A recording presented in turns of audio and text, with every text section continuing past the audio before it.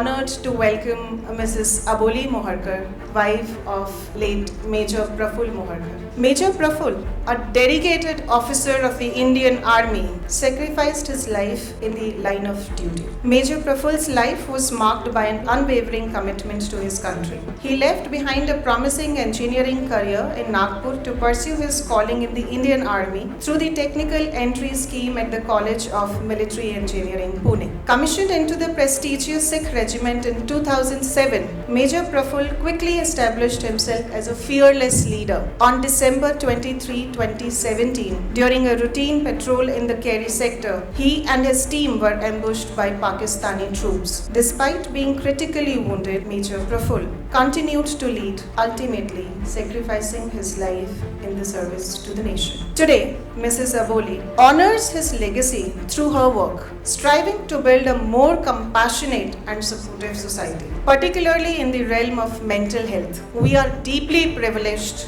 to have her with us today, and we look forward to the insights ma'am will share with all of us. To formally welcome ma'am, I request Amrita ma'am to present a Tulsi sapling to her.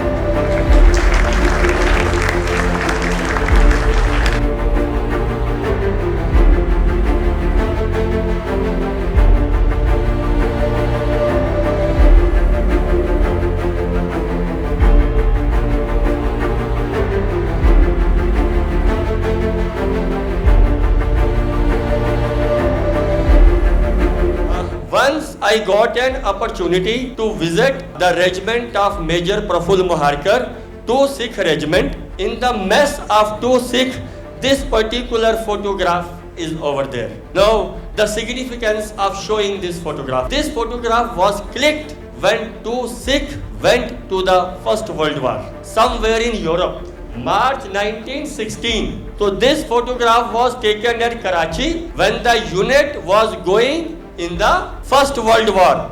So all the soldiers, including their commanding officers, they all came for this group photograph. Then 2 years, the unit was in war. 2 years later, 1918, when they came back at the same place, we again have a group photograph. The below photograph. Can you see this? Yes, sir. You can see the number of soldiers in the first photograph and the number of soldiers in the second photograph. All others missing, they were not there. In those 2 years, the regiment lost this many soldiers just to maintain the peace on this earth. This is the cost of war. Just for your information, Paramveer Chakra is the highest gallantry award, am I right? We have a very beautiful gallery outside mentioning all the Paramveer Chakras. Likewise, in peace times, Ashok Chakra is the highest gallantry award. And these 2 Sikh, they have got the first 2 Ashok Chakras of Indian Army. And this unit is 175-year-old Paltan, if I am not, now 78, 3 years more added, and still going very strong. So Major Praful Moharkar was commissioned in 2nd Battalion of the Sikh Regiment. तो thank you for coming. हमने Sikh regiment की बात की और मैंने बिना आपसे पूछे यही बोल दिया कि though he was born as a Maratha but he laid down his life as a Sikh. तो मैं थोड़ा सा आपसे ये हम सबको मैं ये बताना चाहूँगा कि what type of a person he was, वो कैसे थे. और जब आप यूनिट में गए, जब फोन देखी, तो इवन जैसे कि आप भी महाराष्ट्र को ही बिलोंग करते हैं, what Sikh troops are all about, और इंडिया में कितना अच्छा इंटीग्रेशन है इन सब चीज़ों का, हम इस पे थोड़ी बच्चों से बात करें. First of all, thank you so much for inviting me here. I think it's a very thoughtful and very creative initiative that school has taken along with Vikas Dada, because I think it's very important for all of you to know that though we live here in a very privileged bubble, but what's the social reality out there, and there's a reason that why we all are sleeping peacefully every day and functioning peacefully every day. And I think for families like us also, it's very important to come here and just to know that young generation is interested in our story. And I think moments like this is very heartwarming to know that maybe the sacrifice was worth for, because this is the a reminder for us also to know that people care and we owe our respect, and that means a lot to us. So, answering to your question, I think you are absolutely right, and this goes to any soldier. Whenever they are commissioned into one unit, it is not a unit, it is not a profession, it becomes a family. And I can still say that because the way this unit has been taking care of me, even after Praful, that is incredible. So, and I can relate to the religion also because I still, like, wherever I go, I make sure that I might not go to Mandir, but I will definitely go to Gurudwara. That's the effect on me. So you can imagine what would be the effect of of the religion on an officer. And it is not to restrict a person to put them into specific religion, but it is more of an emotion, because these troops are they are really charged up when the religion, the religious prayers and the culture that comes in, and when they see their officer following that, they also feel they are one of them.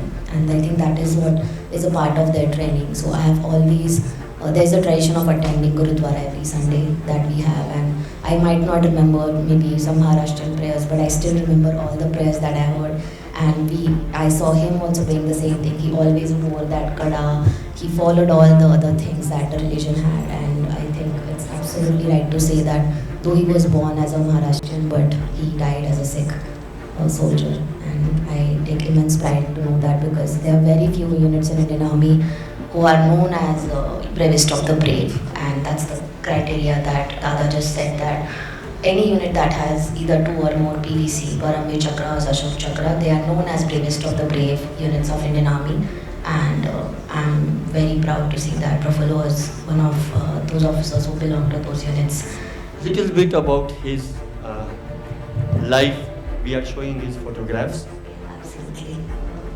I always enjoy talking about him, and I hope you also enjoy the story that I'm gonna share. So this is one photo from his childhood that I truly like, because he still has this, like, he had the same smile till the last day, like you all can see. That's his mom. I think she has a great influence on him, the kind of personality, values, principle that he had, and she's still the strength of the family. That is to all of us. He was born in Nagpur. He did his education in Nagpur till 12th standard. After that, when he decided to go for SSB, that was his first attempt, and he was in Bangalore SSB Center, and on that day there were around 200 to 250 candidates who had come for the SSB, and by end of 5th, 6th day, there was only one person who got selected from the entire batch, and that was Praful. So that just says a lot about him, that how he was, I think, always a right fit for the army, and how he always had it in himself. I think while growing up also, he was one of those students who were really good with studies, also managed their sports, because he loved playing volleyball. And I think he picked up other sports like hockey and all later on in the army, but volleyball has always been like his first priority when it comes to sports. And after that, he joined army. His training was in College of Military Engineering, Pune, that is in Lapodi. And you will see this photo, that's one with his course mate, who is my elder brother. And that's how we met. I think when I met him for the first time, I was in 10th. And we were really good friends from the beginning. And I think friendship is something that we held on to, like, till the last moment. So that's how the story of me and Praful started there. This has been some photos from his, again, volleyball trophies during his training days. That's one from the Arunachal. I specifically wanted to show these pictures because those were taken in the last 15-20 days before we lost him. And all you can say is the common thing is his smile. And whoever has met Praful will remember him with his smile, because though he was a very strict and very dedicated officer, but when he was off duty, he was a completely jovial, happy person. And that smile just, I think, he just lived up to his name, I think, through that smile. Those are the dogs that he had adopted at the post. Those are still with the unit. Is he looking very smart now? He's so handsome. So your elder brother and they were course mates, and your elder brother is still serving the army. Yes. And he's commanding a regiment, Yes, right? he's a colonel now. Yeah. If all would have gone right, she would have been the first lady of the unit right now. First lady of the unit means the wife of the commanding officer of the regiment. But I think I've gone beyond that. Yes. Anyway, we go little further. So when you got married and which station you joined him, and what was the experience of first going to a Sikh party? We got married in 2013 in December, and it was a small station, Samba, which is near to Jammu, and it was a quite sensitive station at that time. I remember in the span of 1.5 years when we got married, there were 3 terrorist attacks that happened in Samba and Kathua. So quite sensitive station. But I remember like when we were reaching the station, we were in the train and Praful just told me that something might be there to welcome you. It can be a prank, so just be ready. Because it's a tradition in Indian Army, like how you always welcome like outside a daughter-in-law in your house. There's some ritual, some tradition. In Army, every regiment, every unit will have some tradition, and young officers are part of it, and they'll make sure that the lady and the officer will remember that day. And that's the kind of bonding the unit has. And when we got down on the platform, I saw a lot of dhol and people like dressed up in a traditional Sikh outfit, and they started playing all the instruments that they had got. Everybody from the train like got down, they started looking at us like what's happening, and it was like a complete barat that we didn't have in our own wedding, but we certainly had it on the station that day. And they made me sit in an open truck, and there was a couch, and there was one more soldier which looked like a soldier, but Praful had a doubt that he's an officer maybe, and because he had put this fake beard and all. And then later on we realized that was one of his juniors who was also part of the prank, and they made us go through the entire village through that truck. And after that I was finally allowed to step into the unit at the cantonment area. So I think I'll always remember that moment, the way unit welcomed me. So if you all understood, when she reached the Samba station where her husband was posted, instead of taking her in a normal car or a cab to the unit, they first managed a whole barat at the railway station. Everyone is looking that, and then she and her husband, they both were made to sit in an open truck with a couch. The couch must be moving here and there, and you are just holding it, and the driver must be doing all the activities what he can do, and whole of the town you are made to make a round so that everyone knew a new Fauji bride had reached Samba, and then you go to your station. So this is how she was welcomed, but you still remember it with good memories. Then how long you were together, and any other incidents which you want to share, especially of the Sikh troops, how good, how funny and how brave they are. Something for these students. I think the history that you shared in the beginning, I think that says a lot about Sikh troops. It's one of the oldest troops in Indian Army, and it is kind of a tradition where they send, still it is a tradition where they send at least one of their sons to Indian Army, and it is kind of taken as a part of a religion and part of a culture.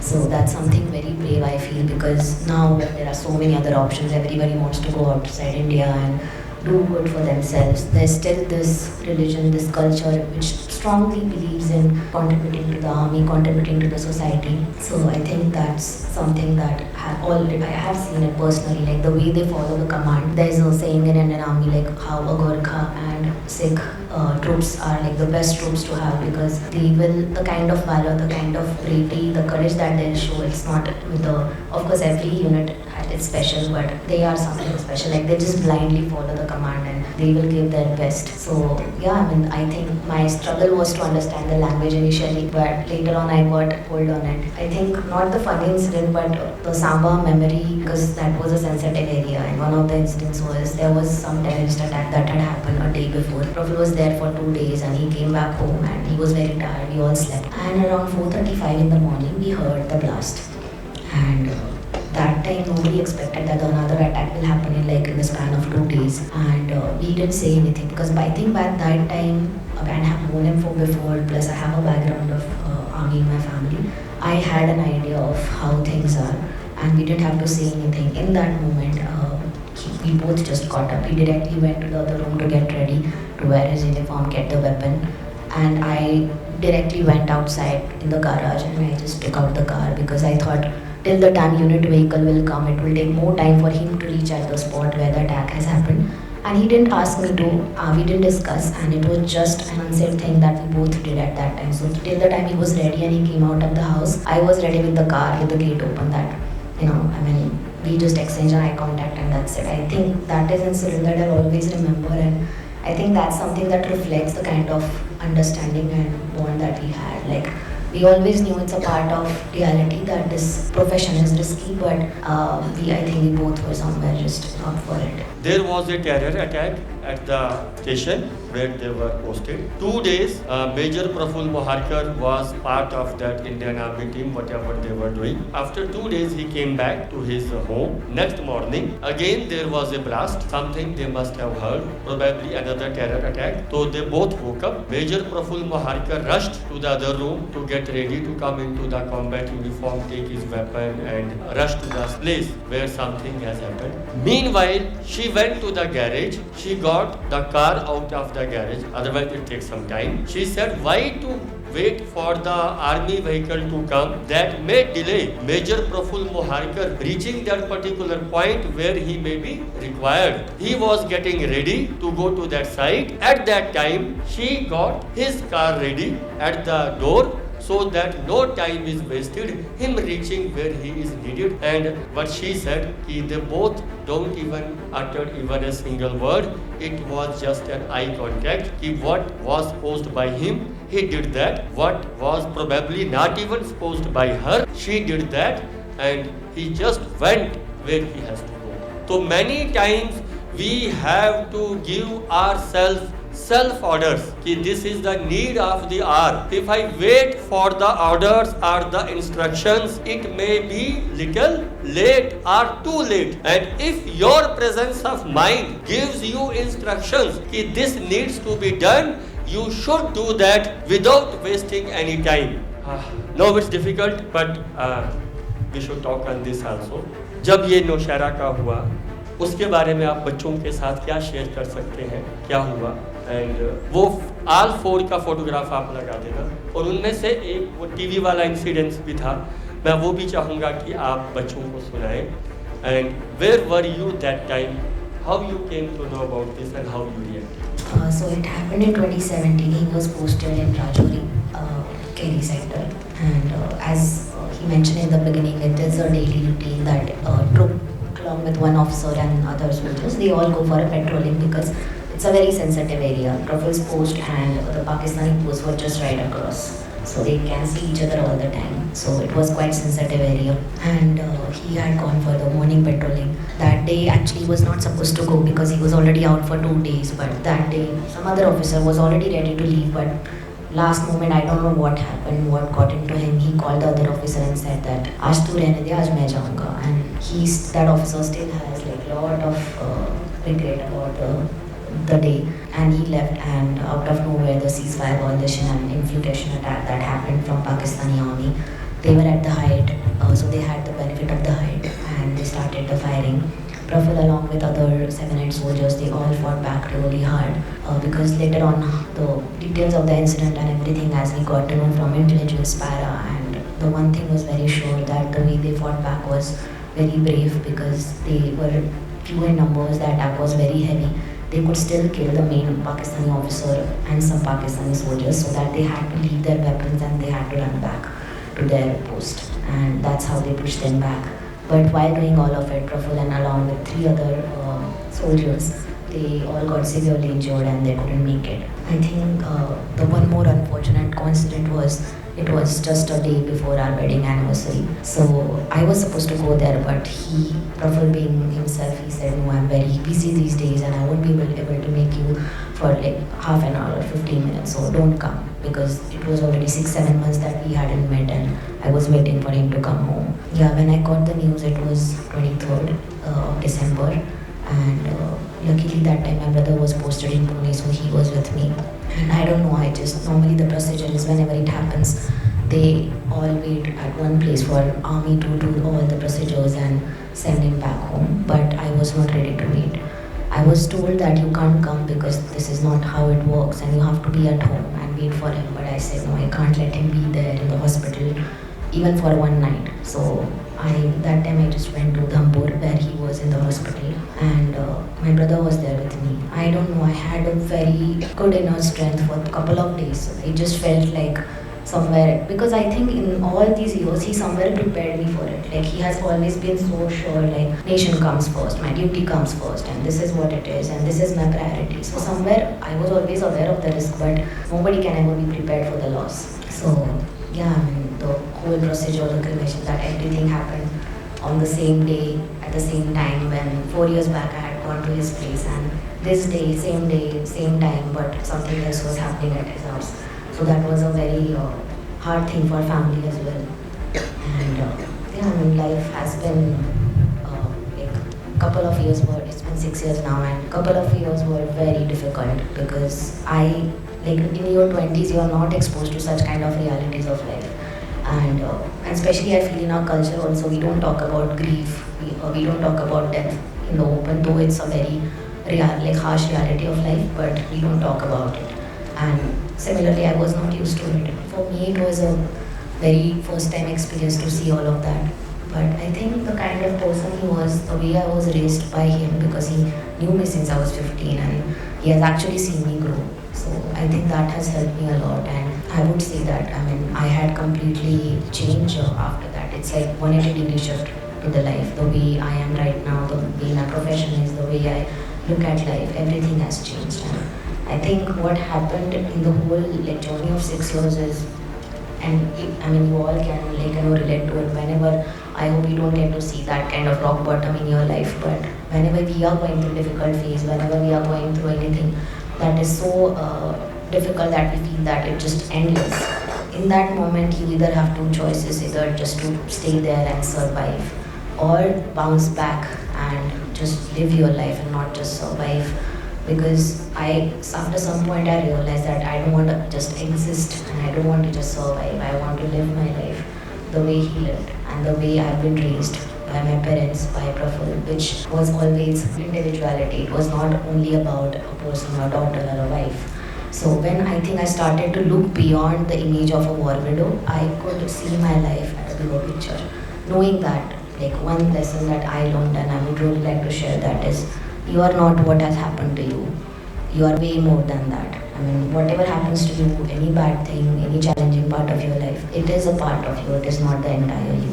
And I think that has something that has really helped me to know that there are other parts of life which I would still like to grow and thrive in. And yeah, I mean, his strength is always there, and I think that's the main thing that has helped. One lesson what she says, ki whatever happens to you in life, it's just one part of the life. It's not everything. So after all this, then how you gained your strength, what you all did, what are the things which keeps you busy these days? All these people, whoever has lost their lives, and they were not just incredible humans and soldiers, but one thing was very common, that they looked beyond their own existence. They looked beyond their own individuality, they looked beyond their own family, their own self, their own unit, everything, and they had a vision and a purpose which was bigger than themselves. And I think that was something that really struck me, like if I want to continue my life, I want to do something extraordinary, because somewhere that was the incident, and probably was the reason that I'm sitting here today and I'm talking to all of you. Otherwise,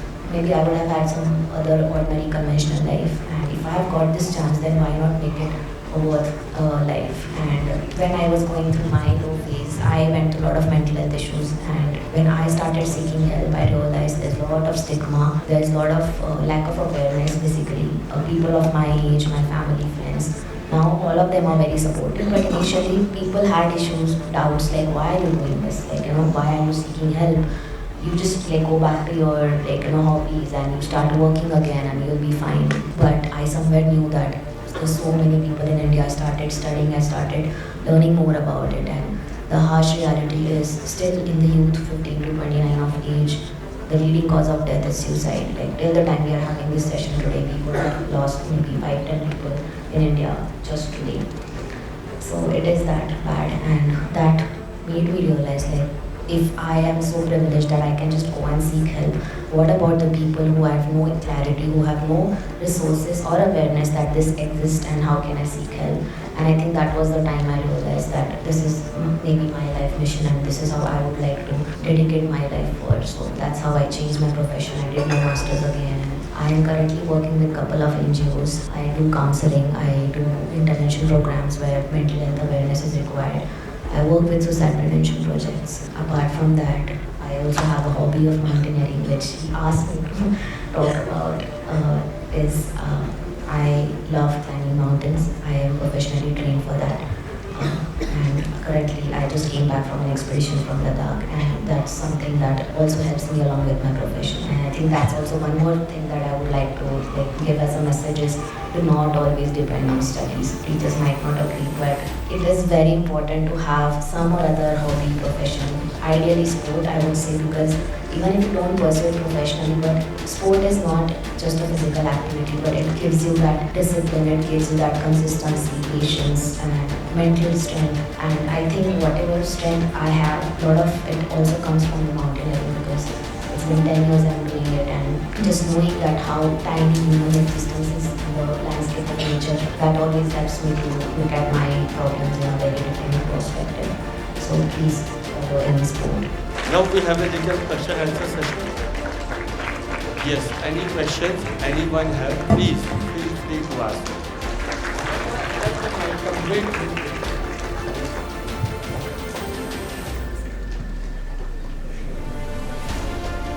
Ma'am, I would like to ask you that what are some of the personality traits that you liked about Major Praful sir? And did you gain any inspiration from him? And if so, can you please share your experiences? I think the first thing is looking at the life in a very broader lens, like not getting into any petty small things and sometimes we get stuck with things, all that. He was a person who was already beyond all of that. And he always looked beyond his own existence. He looked beyond all these petty things. And I think that's something I still I try to pursue because that gave him a very good clarity and conviction that what is it that I want in life and what are the things that just come as a distraction or comes as the things that drain you out. He will not he will never pay attention to those things or give his energy or time to those things. So I think that's something that I still try to follow. The sport thing that I still do because he was really into fitness and being a person who would like to play sport. So I'm trying that. Friendships are something that I have picked up from him to have a good set of friends and to nurture good relations.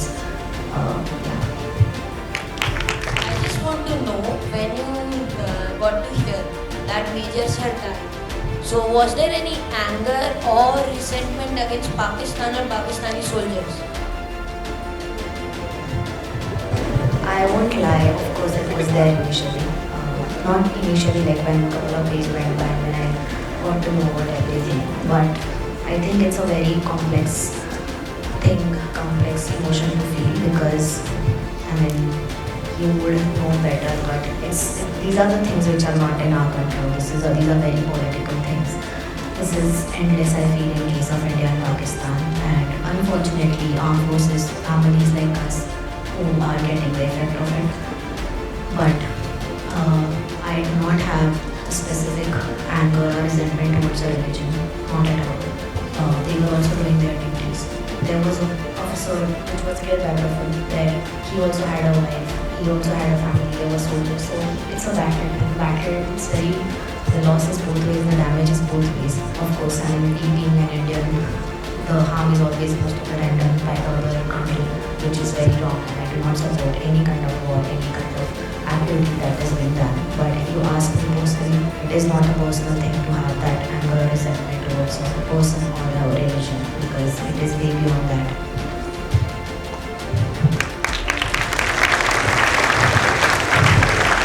Very good question. I must say this. I wanted to end with this. This was written this is Praful's handwriting. This is not a quote written by him, but this is something that he always believed in, and this was on his wall when I went to the post after everything happened, and this was in his post. So I really think that he lived up to this, and this is something, just a message to pass. And at the end, I just want to say one more thing.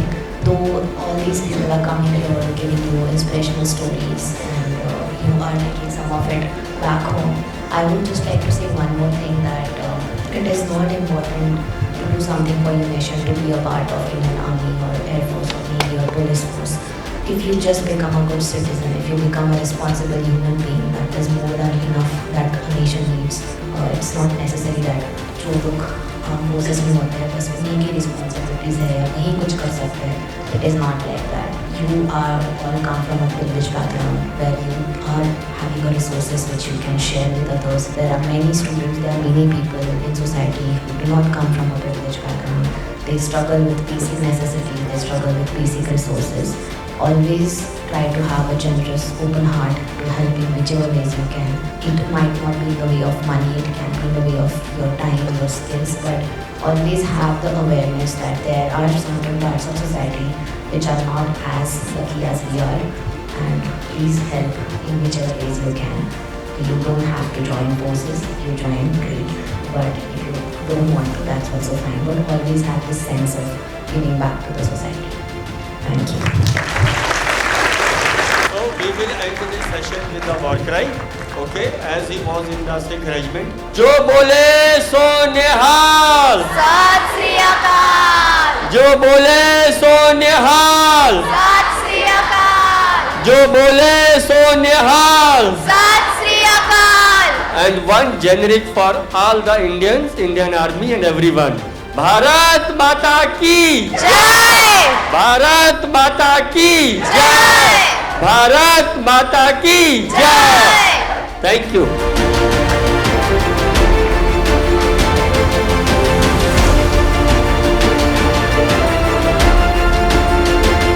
Hi, my name is Aboli and I'm wife of Major Prafulla Moharkar. I was here for the Veer Gatha session today, and it is such a heartwarming moment for me to know that how students are really interested and curious to know about all these martyrs and their important life journey events and their stories. I think for us also as a family, it is very important to know that student care and this youth is interested in our stories. And I think from school's perspective also, it's a very good and thoughtful initiative because these kids need to know the social realities and the exposure that they are getting through all these events. I think it's really wonderful and I'm really happy about that I could be a part of it. The only message that I would want to give to students is always be responsible citizen. It's not necessary to join armed forces, but always be sensitive enough towards knowing the reality that there are people out there who are keeping you safe, and there's a reason that why we all are able to function here safely. And beyond that, always try to help each other, always try to be a kind person to every person that you meet, and look beyond your own existence and try to achieve bigger things in life. Thank you.